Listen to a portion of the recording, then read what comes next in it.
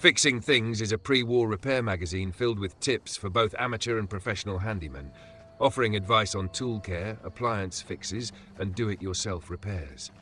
Reading it grants a temporary +10 boost to repair, +20 with the comprehension perk for 60 seconds, 180 seconds with retention.